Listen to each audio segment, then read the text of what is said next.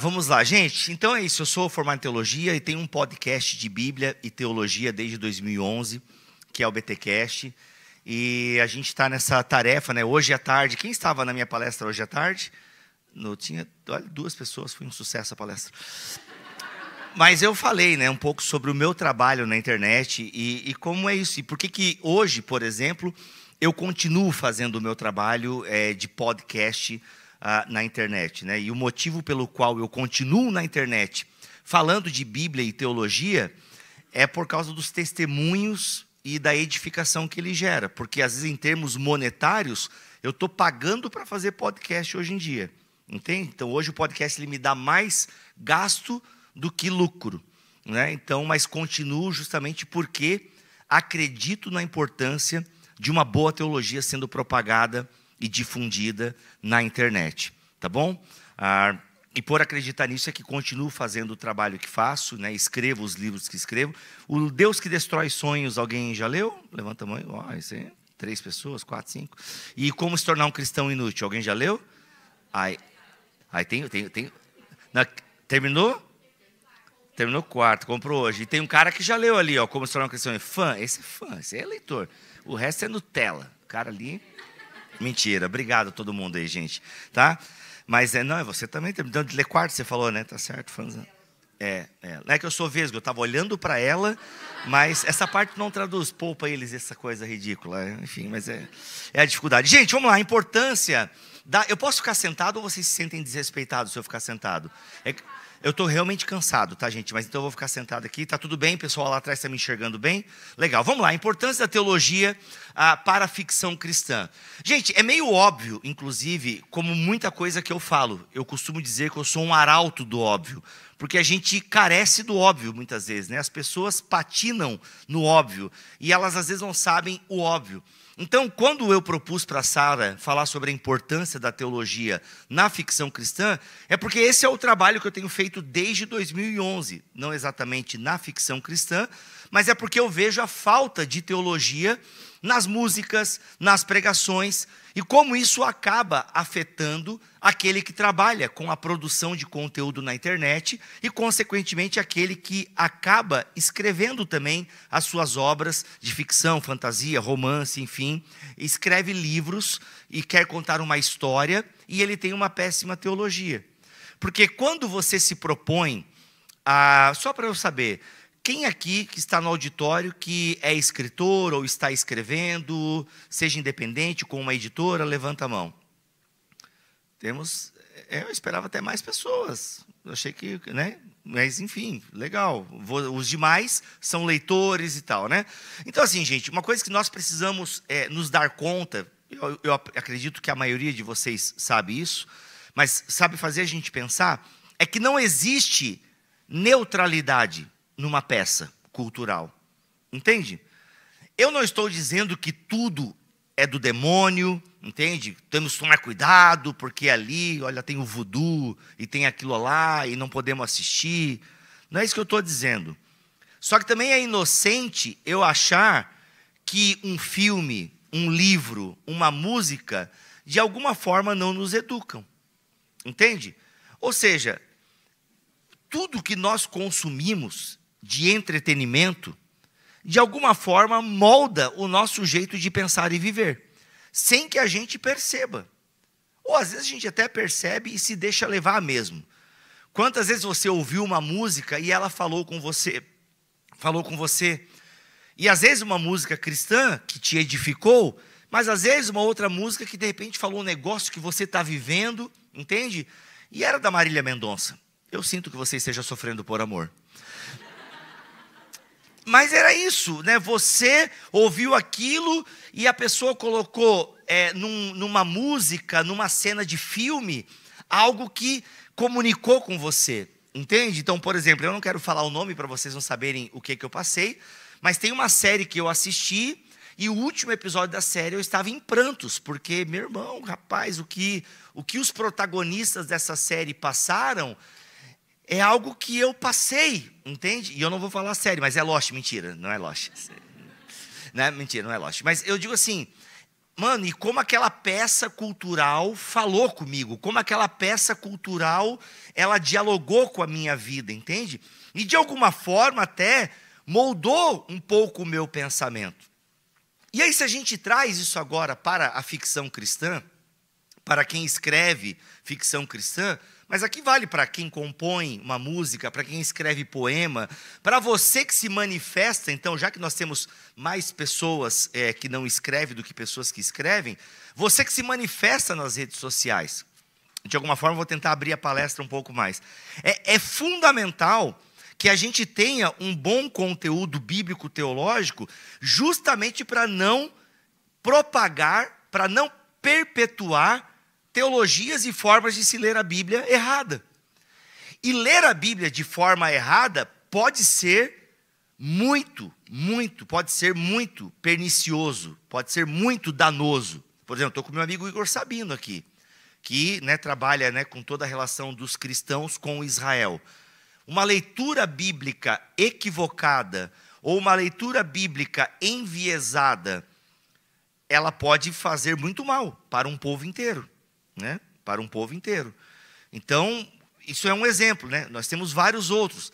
Por exemplo, eu até separei aqui alguns versículos para vocês verem como má teologia pode gerar mau comportamento ou comportamentos equivocados. Porque nem toda teologia ela é ruim no sentido de que vai causar um grande mal, alguma coisa assim, como, por exemplo, uma compreensão errada sobre o povo de Israel pode levar um povo a guerras e a querer exterminar um povo e por aí vai. Ou, por exemplo, na Idade Média, onde pessoas podiam perder a própria vida porque não acreditavam como a igreja dizia que tinha que acreditar. Por isso que, por causa de compreensões equivocadas sobre a Bíblia, católicos mataram pessoas. Por causa de compreensões equivocadas sobre a Bíblia, protestantes mataram pessoas. Hoje, ainda bem que matar pessoas dá cadeia. Então, a gente não mata mais quem discorda da gente, mas a gente mata a reputação. A gente mata a pessoa nos grupos do WhatsApp, nos comentários do Instagram. Continuamos com ódio no nosso coração e no espírito de Caim, um verdadeiro fratricídio. Irmão matando irmão no coração. O que, para a Escritura Sagrada, é como se fosse um assassino. Má teologia gera morte. Entende? Mas tem aquela má teologia que não chega nesse extremo da morte, da difamação, da calúnia, mas é aquela teologia que gera um comportamento equivocado e, às vezes, uma vida aprisionada ou uma vida com falsas esperanças. Por exemplo, vou citar nomes aqui. O filme Desafiando Gigantes, sucesso dos anos 2000, sei lá, 2000 e pouco, 2010? Então tá aí, 2010. Sucesso, mas esse filme tem uma teologia ruim. Esse filme tem uma teologia triunfalista.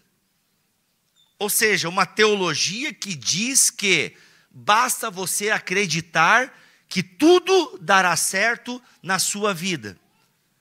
E a teologia da prosperidade, que de alguma forma fundamenta o discurso do Desafiando Gigantes, tanto a teologia da prosperidade como a teologia da prosperidade afetiva, se vocês não sabem qual é a diferença, leiam o meu livro Deus que Destrói Sonhos. Como você não tem tempo de ler ele agora, eu explico rapidamente. A teologia da prosperidade, faça as coisas certas, dê dinheiro para o pastor certo, que Deus vai te dar dinheiro de volta. Resumo rápido e rasteiro da teologia da prosperidade. Dê dinheiro para a igreja, Deus dará dinheiro para você. Simples assim. Pobreza não combina com crente. Crente não tem cara de pobre, porque o crente nasceu para ser rico. É isso que as pessoas ensinam até hoje.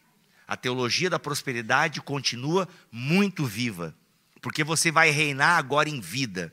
Você nasceu para reinar, para ter o melhor dessa terra. Então fale com Deus da maneira correta, use as palavras certas, suba no monte certo, dê dinheiro para o pastor certo e você terá 100 vezes mais. Teologia da prosperidade. Tudo vai dar certo na tua vida se você fizer a coisa certa. E aí a teologia da prosperidade afetiva, ela dá um plus. Agora Deus existe não só para te dar dinheiro, mas para te fazer feliz. Deus vai te fazer feliz. Deus vai fazer você sentir felicidade em todo tempo, em todo momento, porque Ele é o seu Pai, Ele cuida dos detalhes. Deus vai te mimar, entende? Esse é o teu paizão, que vai fazer tudo que você quiser, porque Ele quer você feliz nessa terra. Por isso Ele vai dar tudo o que você está pedindo. E aí você vai pegar versículos como: pedi e dar-se-vos-á, buscai e achareis, boa medida, sacudida, recalcada, transbordante. E aí você pode isolar uma série de versículos, como: agrada-te do Senhor e Ele satisfará os desejos do teu coração. E aí, ou seja, as pessoas pegam versículos fora do seu contexto e criam filmes, escrevem livros, onde tudo dá certo para o crente. Onde o ateu é mau, o ateu é cruel e o cristão, ele é bom. Filmes estereotipados, entende? O ateu é mau, o cristão é bom. Mateologia leva a uma compreensão dessa. Entende? Isso é mateologia, são versículos. E quantos versículos que nós tiramos do contexto? Eu peguei uma lista aqui para vocês. Por exemplo, porque eu bem sei os pensamentos que penso de vós, diz o Senhor, pensamentos de paz e não de mal, para vos dar o fim que esperais. Quantas vezes em ministrações, em louvores, ministrações espontâneas, você ouve versículos assim, dizendo que Deus tem pensamentos mais elevados para você. Por isso, meu irmão, pense os pensamentos de Deus, porque você vai ter um fim bom, você vai ter o fim que Deus pensou para você. Pare de pensar pequeno, porque você tem um Deus grande, aleluia. Tem gente que já começou, glória a Deus. É isso. Até eu quero um Deus desse, me dá 2. Entende? Versículos fora de contexto, porque esse versículo não é uma promessa para a igreja, é uma promessa muito específica para Deus, Deus falando para Israel no exílio babilônico. Ou seja, o que mais tem de gente hoje em dia, nas suas músicas, nos seus livros, nas suas pregações, é trazendo promessas que são nitidamente para Israel, como se fosse para o crente individual. Muitas promessas que foram para Israel se cumpriram com Jesus Cristo, com a igreja, outras ainda estão para se cumprir, mas elas não são para você, alecrim dourado. Elas definitivamente não são para você, Cleiton, que mora em Osasco. Não são. Não são. Entende? E aí se criam teologias em cima disso. Teologias individualizando, atomizando, tá? Porque essa aqui é clássica. Você está lá naquela vigília. Estou falando muito rápido, querida. Está tranquilo? Você é muito boa, tá bom? Continua firme. Aí você está lá naquela vigília, você anuncia, você líder de jovem, você líder do círculo de oração, você líder dos adolescentes, você está o mês inteiro anunciando aquela vigília. Gente, sexta-feira, dia 25, vamos ter a nossa vigília para buscar ao Senhor, aleluia. Então não esqueça, dia 25, às 10 horas, às 22 horas, estaremos aqui, serviremos um chá, um cachorro quente, venha, traga um amigo. Aí você se organiza, se prepara, vai 3 pessoas na vigília. E aí você pega e saca aquele versículo maravilhoso para justificar o fracasso desse evento. Para justificar que ninguém foi no seu evento, você fala emocionado. Porque onde estiverem 2 ou 3 reunidos em meu nome, ali, irmãos, Jesus está aqui, irmãos. Porque onde estiverem 2 ou 3, Ele estará. E não é sobre isso, querido, esse texto. Esse texto é sobre disciplina eclesiástica. E não é porque eu estou querendo estragar o rolê, não é porque o contexto bíblico vai mostrar isso, entende? Mas Jesus não está presente ali na vigília? Claro que Ele está, mas não por causa desse texto, entende? Se tivesse só você na vigília, estaria você e o Espírito Santo e já daria um bom caldo já, entende? Então a gente não precisa utilizar a Bíblia de forma errada para justificar o fracasso no nosso evento.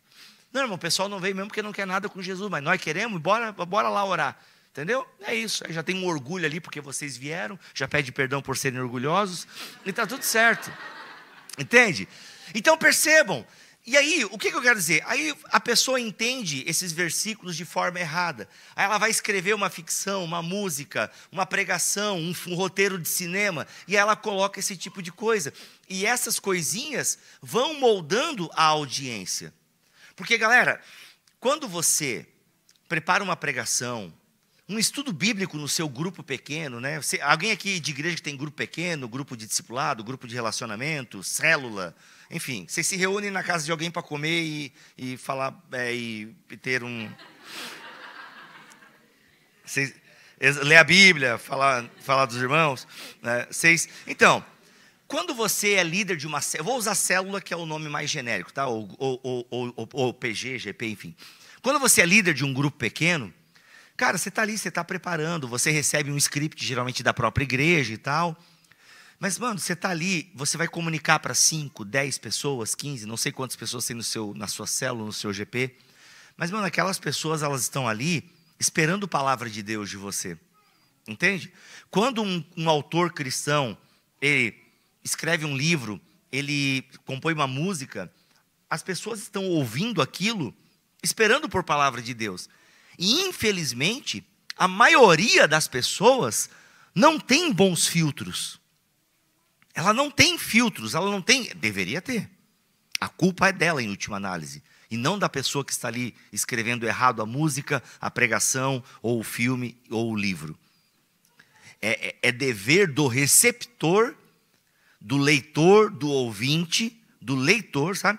É dever de quem está recebendo a mensagem ter competência para julgar aquilo que está sendo falado. Ou seja, é sua responsabilidade. Agora falo para todo mundo como membro de uma igreja local. É sua responsabilidade ter critérios para julgar a pregação de quem ocupa o púlpito da sua igreja. Aliás, o livro de Levítico, vão dizer os comentaristas, foi dado a Israel para julgar os sacerdotes, os profetas, os reis. Entende? A escritura é dada à igreja para julgar os seus pregadores. Lutero. Da reforma nasce o sola escritura, o somente a escritura. Entende? Aliás, da reforma vai nascer os 5 solas, que são formas de nós pensarmos a teologia. Entende? Ou estou aqui num ambiente presbiteriano, você tem os 5 pontos do calvinismo. Se você é pentecostal, 5 pontos do arminianismo. As igrejas históricas, isso inclui o movimento pentecostal da Assembleia de Deus, tem os seus credos. E tudo isso... Eu trouxe uma água, cadê? Calma, é muita coisa acontecendo ao mesmo tempo. Aí você quer uma água, você? Você quer água? É que você não fala, né?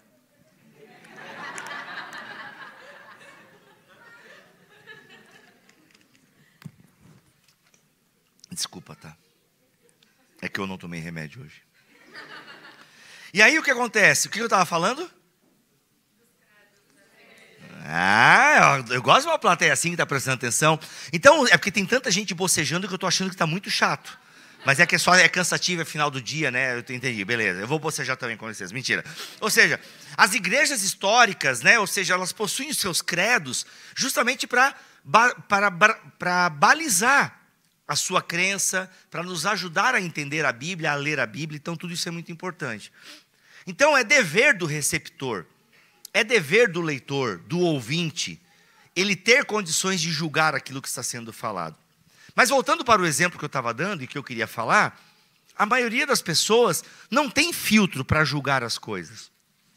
Então, quando você, líder de célula, de GP, está preparando um estudo bíblico, é uma responsabilidade muito grande. Quando você está se posicionando nas redes sociais, e se você faz isso citando Bíblia, é como se você fizesse em nome de Jesus.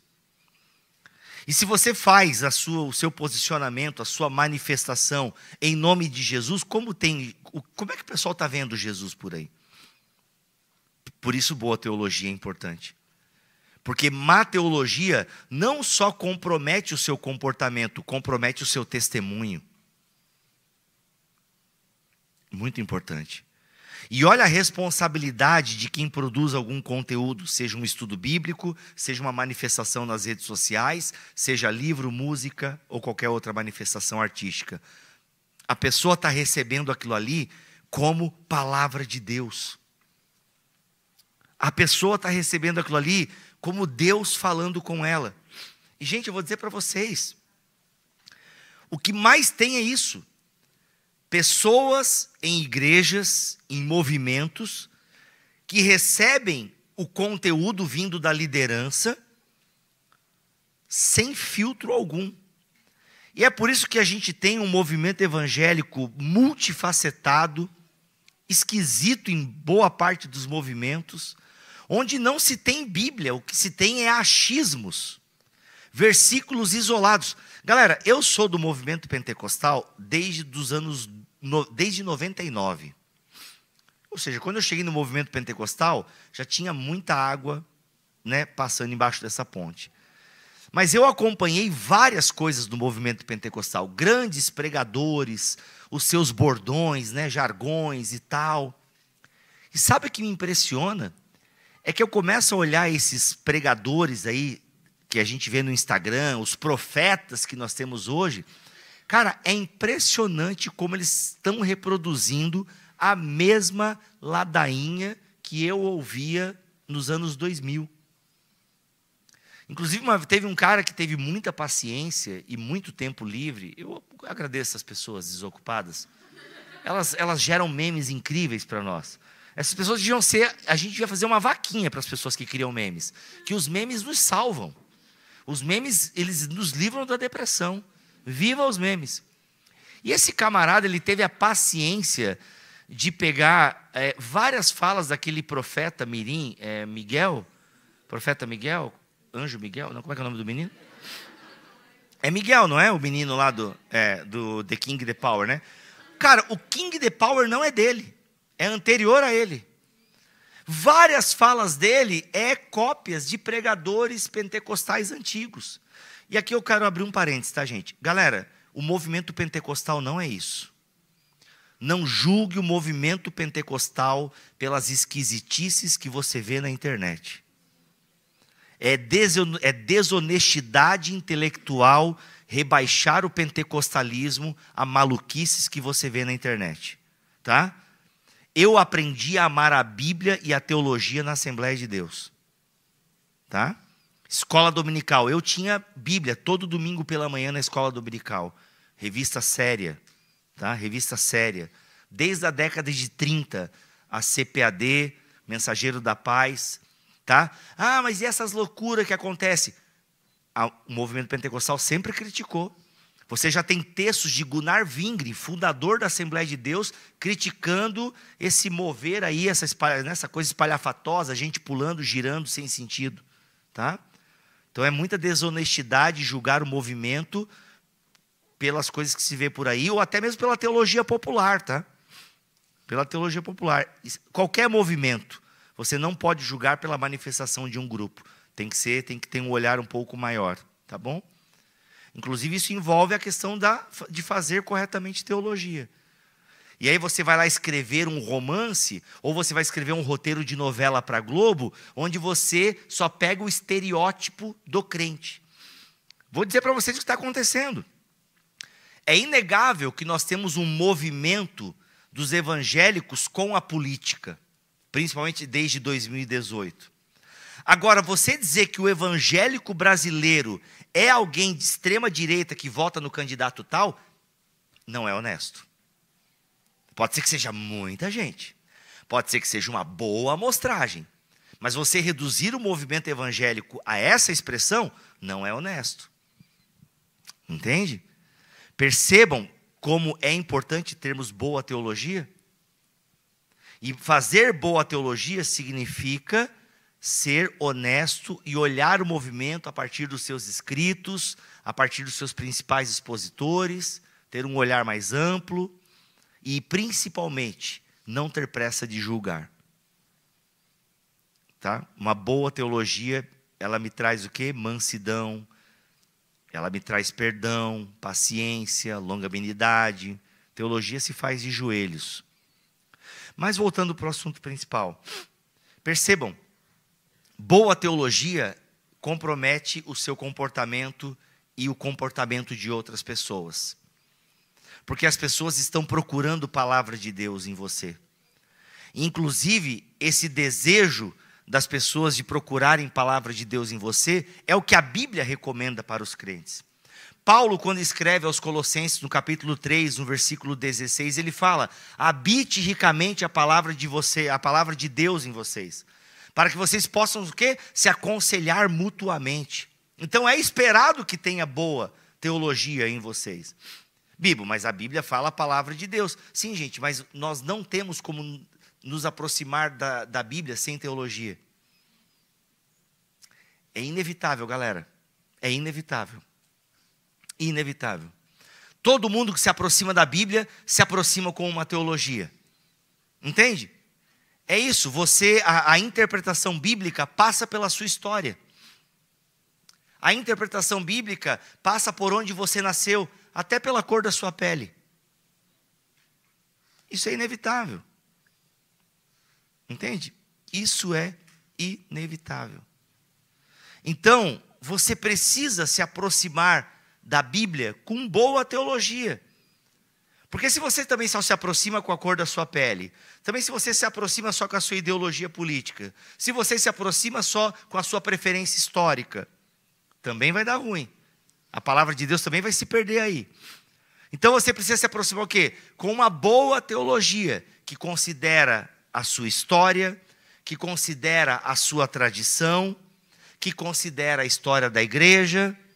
É um desafio, entende? É um desafio. Então, uma boa teologia, ela não é indispensável somente, ela é fundamental. Por quê? Todos vocês são teólogos. Todas vocês são teólogas. Ah, mas eu não estudei teologia. Você pensa sobre Deus. Você sai do culto conversando sobre a pregação. Você vê uma postagem no Instagram e você comenta essa postagem. Você compartilha essa postagem. Entende? Então você é um teólogo, você é uma teóloga, não tem uma escolha. A escolha que você tem que fazer é que tipo de teólogo você é. Que tipo de teóloga você é. Comprometido com a verdade? Ou aceita tudo que vem e faz a sua teologia com base só naquilo que ouve, sem nenhuma investigação? E a gente precisa investigar aquilo que a gente lê, aquilo que a gente ouve, fundamental. E principalmente fazer esse exercício de conhecer as Escrituras, sabe, de unir doutrina e devoção, boa teologia, boa doutrina, mas mantendo a devoção, entende? Mantendo a devoção, as duas coisas, sabe, fazendo teologia de joelhos. Por quê? Porque você manifesta isso com a sua vida, entende? Você manifesta isso com a sua vida. Se você acredita em coisas erradas, você vai viver de forma errada. E às vezes a forma errada que você vive vai comprometer a vida de outras pessoas. Entende? Pessoas vão deixar de fazer algumas coisas porque acham... Vou dar um exemplo para vocês. Quanta coisa eu deixei de fazer, sendo do movimento pentecostal, porque eu achava que era errado. Porque diziam que era errado para mim. Por exemplo, eu não podia ter barba. É pecado ter barba. Não, bigode pode. É porque é uma influência, né? Enfim, o bigode pode porque é um símbolo de autoridade e o exército, né, aprova o bigode. Então, você não pode usar barba, mas podia o bigode. Mas qual é a explicação? Daí tem as mais variadas explicações, né? Porque José fez a barba para chegar na presença de Faraó. Imagina se nós não vamos fazer para chegar na presença de Deus, aleluia. Então eu fiquei um tempão não usando barba. Imagina, gente, a barba, ela me deixa menos feio. Tu imagina eu sem barba. Eu realmente parecia o Sméagol do Senhor dos Anéis. É nesse nível de beleza. Entende? E aí não podia. Então, aí eu não podia assistir, eu não podia ouvir música do mundo. Aliás, até hoje, tem pessoas que ouvem música do mundo escondido. Ama ouvir, entendeu? Um K-popzinho, entendeu? Aliás, a trilha sonora do filme Fórmula 1 está maravilhosa. Aliás, o filme é muito bom, assistam. O filme Fórmula 1 está maravilhoso. Aí a pessoa faz tudo escondido porque não pode ouvir música do mundo. É isso que os cantores gospel querem vender para você, que você só ouça eles no Spotify. Né? Aí não pode ouvir música do mundo. Não, cinema não pode, só filme agora da Angels. Não, ainda bem que tem The Chosen, né? Só pode assistir The Chosen. E aí a pessoa deixa de ver um bom filme, a pessoa deixa de ouvir uma música só para distrair, porque ela aprendeu que não pode. Hoje, gente, eu li uma tatuagem. Eu li uma tatuagem, mas hoje eu li uma postagem de alguém que falou que o cristão não deveria fazer tatuagem. E ele tenta dar fundamentação bíblica. Ele tenta, mas ele força o texto. E aí tu imagina, né? A pessoa, vou dar um exemplo assim. Aí a pessoa leu lá, não pode, é bom que o cristão não faça tatuagem, poxa. Mas ele queria fazer, sei lá, um sol, ele queria fazer uma árvore, a sarça ardente ele queria fazer. Ele queria escrever Javé. Mas ele aprendeu que não pode. E aí, ele tem lá os seus 22 anos, ele tem pais que são de boa, ele paga as próprias contas, e ele não faz a tatuagem que ele queria fazer, porque ele acha legal, entendeu? E ele não faz, porque é pecado, porque o cristão não devia fazer. Entende? Eu estou pegando exemplos leves, isso pode ir para outras esferas. Se a gente entrar na área financeira, né, pessoas que acreditam mesmo que tem que dar tanto dinheiro para a igreja todo mês, porque se não der aquele tanto de dinheiro para a igreja, vai vir demônios que vão acabar com as finanças dela. Mas, Bibo, deixa eu te falar. Eu fiquei um mês sem dar dízimo, e tu acredita que eu fui demitido? É isso? Não, tu não ri, isso é sério. A pessoa, viu, o homem de Deus estava certo. O devorador veio e acabou com a minha vida. Aí eu falei assim, tá, mas deixa eu te contar. Sabia que eu tenho um amigo meu, que ele é dizimista desde que arrumou o primeiro trabalho dele, e ele já perdeu 2 carros em enchente? E aí, Deus então está falhando ali com ele, né? Isso porque era um celta. Então, o que eu vou te dizer? Sabe, as pessoas acreditam e elas vivem escravizadas. Gente, quando você escreve uma coisa, quando você dá uma aula, quando você dá um GP, uma célula, você pode escravizar pessoas num comportamento que Deus não pediu. Deus pede um monte de coisa para os seus seguidores. Deus tem expectativa com os seus seguidores. Nós temos mandamentos, ordenanças, nós temos o sermão da montanha. Deus tem expectativas. Só que muitas vezes as pessoas vivem aprisionadas em coisas que Deus não pediu, porque aprenderam lendo num livro, ouvindo numa música, vendo num filme, ou ouvindo numa pregação, ou num estudo bíblico. É muito sério.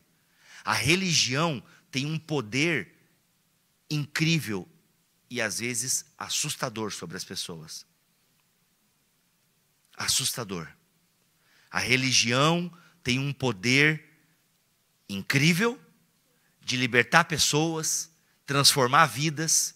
A pessoa antes estava nas trevas, veio para a luz, ela fazia um monte de coisa errada, acabava com a sua família, acabava consigo mesma, não valorizava o seu corpo, e agora ela está aqui, valorizando o seu corpo, o seu dinheiro, a sua família.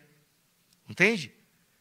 A religião é poderosa para fazer coisas incríveis. Pessoas que encontram alívio na morte de um ente querido, no meio de uma tragédia, é o poder do Espírito Santo agindo. A religião, a verdadeira religião, vai olhar para o órfão, para a viúva, vai ajudar os pobres, vai dar lugar à mulher, vai ouvir a mulher, entende? Vai ouvir a criança, o estrangeiro. A verdadeira religião é isso, ela é libertadora, ela faz a diferença, ela acolhe. Mas, gente, uma religião com má teologia aprisiona as pessoas, levam as pessoas a se afundarem em culpas, depressões. A religião pode ser assustadora. Má teologia mata. Má teologia aprisiona, escraviza em coisas que Deus não pediu para o seu povo. Então a gente tem muita responsabilidade e que o Espírito Santo dê temor a cada um de nós ao nos aproximarmos da sua palavra.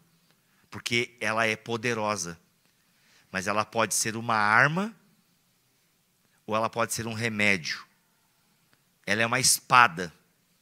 ela é poderosa e ela precisa ser utilizada com sabedoria. Ela precisa ser utilizada com sabedoria. Então encerro dizendo: ore a Deus, peça sabedoria do alto, que só o Senhor pode dar, e se comprometa em estudar as Escrituras com sabedoria, com temor e na presença da comunidade. Para a glória de Deus, em nome de Jesus. Amém.